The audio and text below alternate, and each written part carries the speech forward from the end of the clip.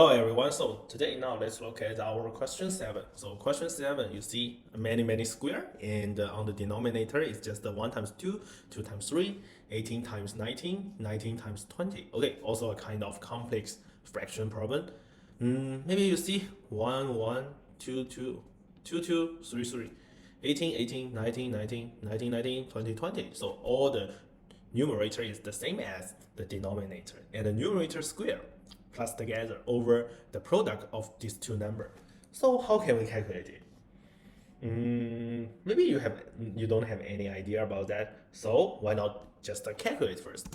So you calculate this four number. Maybe this one is not hard to calculate, and it's just the last one number is just the 20. So you just need to calculate 20 times 19, right? You see 5, 2, 13, 6. So maybe you have already find out the pattern. So 5 equals to what? 2 times 2 plus 1. 13 equals to what? 6 times 2 plus 1. So how about 685? Yeah, 342 times 2 plus 1. This one, 380 times 2 plus 1.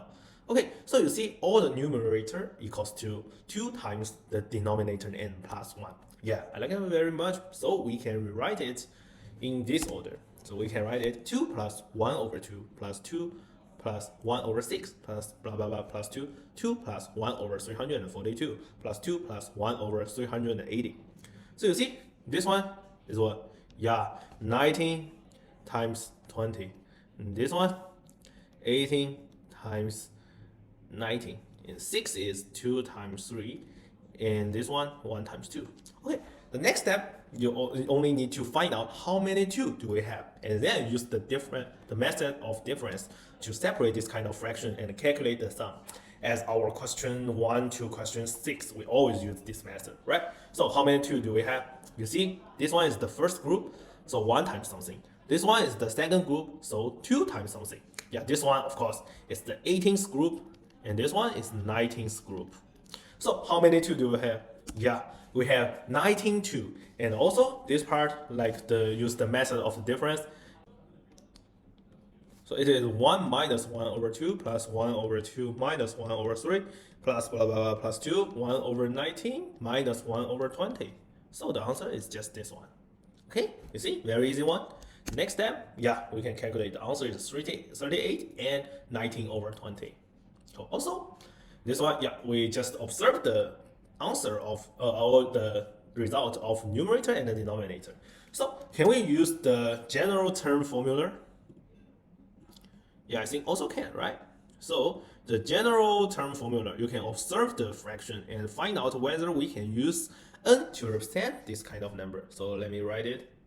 So follow this one. If n equals to 1, so the fraction can become n times n plus 1 and n squared plus n plus 1 squared. Okay, this one is just n squared plus 2n plus 1.